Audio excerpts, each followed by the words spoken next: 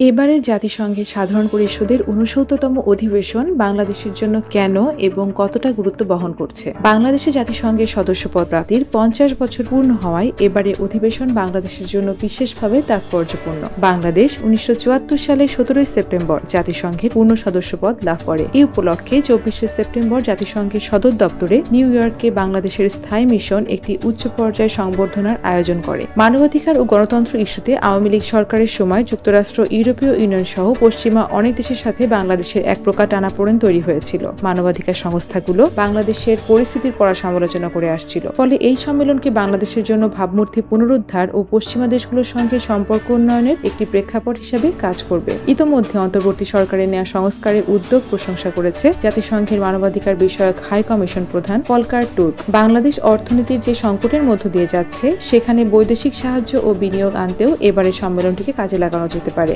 ইতোমধ্যে অন্তর্বর্তী সরকারের সংস্কার উদ্যোগ বাস্তবায়নের সহায়তার জন্য বাংলাদেশকে সহজ শর্তে $৩৫০ কোটি ঋণ দেবে বিশ্বব্যাংক। ডক্টর মোহাম্মদ ইউনূসের সঙ্গে সাক্ষাতের সময় বিশ্বব্যাংকের প্রেসিডেন্ট অজয় বাঙ্গা এই সহায়তার ঘোষণা দেন। বাংলাদেশে অর্থনৈতিক চ্যালেঞ্জের জায়গা, বিভিন্ন সংস্কারের কৌশলগত বা টেকনিক্যাল দিকে সাপোর্ট, বিদেশে টাকা পাচার, অত্যাচার, নির্যাতন নিয়ে চলমান তদন্ত, এসব বিষয়ে আন্তর্জাতিক পর্যায়ে সহযোগিতার পথ সুগম হবে। এবারে অধিবেশনে ডক্টর ইউনূসের মতো ব্যক্তিত্ব বাংলাদেশের প্রতিনিধি দলের হয়ে নেতৃত্ব দেওয়া এবং বাংলাদেশের হয়ে কথা বলাটা একটা ইতিবাচক ভূমিকা রাখবে। জাতিসংঘ সাধারণ অধিবেশনের ফাঁকে গত মঙ্গলবার রোহিঙ্গা সংকট নিয়ে উচ্চ পর্যায়ের এক আলোচনা করেন ডক্টর ইউনূস। এবার জাতিসংঘ সাধারণ পরিষদের অধিবেশনের ফাঁকে মার্কিন প্রেসিডেন্ট জো বাইডেন বাংলাদেশের অন্তর্বর্তী সরকারের প্রধান উপদেষ্টা ডক্টর মোহাম্মদ ইউনূসের সঙ্গে দ্বিপক্ষীয় বৈঠক করেছেন, যা গত ৩ দশকে বাংলাদেশের কোনো রাষ্ট্র বা সরকার প্রধানের সঙ্গে হয়নি। যুক্তরাষ্ট্রে ডক্টর ইউনূসের বৈঠকের উল্লেখযোগ্য দিকগুলো হচ্ছে বিশ্ব দরবারে বাংলাদেশের নতুন প্রজন্মের বিপ্লবকে তুলে ধরা এবং নতুন সরকারের সংস্কার কাজগুলোর প্রতি সমর্থন আদায় করা, যুক্তরাষ্ট্রের রাজনৈতিক ও অর্থনৈতিক সমর্থন অব্যাহত রাখা, ভারতের সঙ্গে ভালো সম্পর্ক নিয়ে আলোচনা করা এবং